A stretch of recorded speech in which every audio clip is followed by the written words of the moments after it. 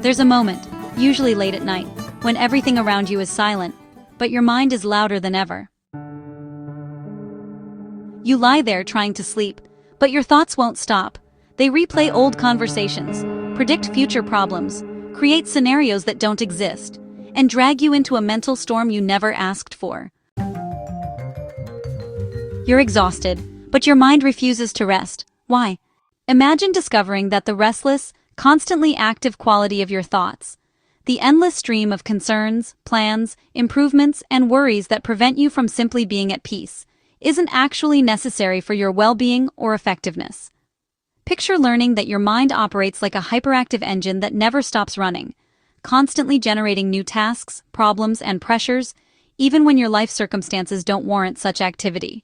This discovery would be both liberating and startling. Liberating because it means the inner restlessness you experience is largely optional and resolvable. Startling because it reveals how much energy you've been spending on thought patterns that serve no genuine purpose beyond keeping your consciousness occupied and engaged.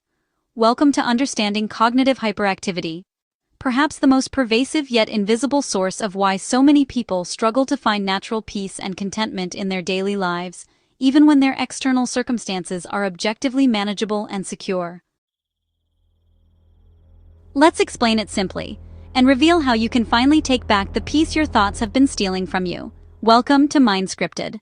These are the most common and seemingly innocuous forms of hyperactivity: productivity obsession, the constant tracking of tasks, efficiency, and time management, even when you're accomplishing everything that actually needs to be done and could simply be at peace. Social monitoring, ongoing internal commentary about social interactions, what others might think, or how you're performing socially, even in low-stakes situations where such monitoring serves no purpose. Self-improvement projects, the persistent focus on aspects of yourself that could be optimized, fixed, or enhanced, even when these aspects function perfectly well for your actual life needs. Decision loops, turning routine choices into elaborate deliberations, creating internal complexity around decisions that don't significantly impact your well-being either way. Comparison activity, constantly running comparisons between your life and others, creating internal pressure to match or exceed standards that have no relevance to your personal satisfaction. So, the first hidden force is mental overload. Your mind is carrying more information than your emotions can handle. You haven't processed, expressed, or released, so it stays stuck. The second force is emotional suppression. You might think you're moving on, but you're actually bottling up unresolved feelings. The brain never lets go of what the heart hasn't faced. And the third force is life without boundaries. You say yes too much. You take on what isn't yours. You hold the weight of everyone else. Your mind can't rest when it's carrying a world that isn't yours to hold. Cognitive hyperactivity is the mind's unconscious tendency to maintain constant activity through generating artificial concerns, pressures, and problems, even when genuine stillness and contentment would be more appropriate. It's the psychological equivalent of an engine that can't idle, always needing to be working on something, solving something, improving something, or preparing for something. At its essence, this hyperactivity operates on a simple but exhausting principle. Consciousness must always be actively engaged with something important.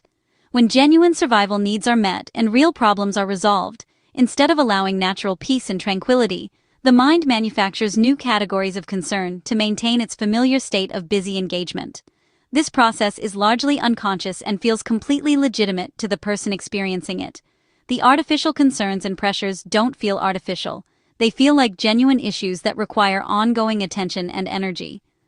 Understanding how cognitive hyperactivity operates requires recognizing the different types of artificial activity it generates. These range from basic daily thought chatter to sophisticated existential preoccupations. So, how do you quiet your mind? Well, not by forcing silence, not by fighting your thoughts, and not by distracting yourself. The mind quiets when it feels safe. Let me give you the simplest blueprint. First, label the thought. When a thought appears, just say, "This is worry," or maybe, "This is fear," or even, "This is imagination." The moment you label a thought, you weaken it. Second, write one sentence. Take a journal or your phone and write the thought in one sentence. Your mind stops looping when it knows it's been recorded. Third, slow your breathing. Your breath controls your nervous system. Your nervous system controls your thoughts. Slow breath, slow mind. And finally, ask the magic question. Is this happening right now? If the answer is no, your brain stops treating it as a threat. Threat detection hyperactivity.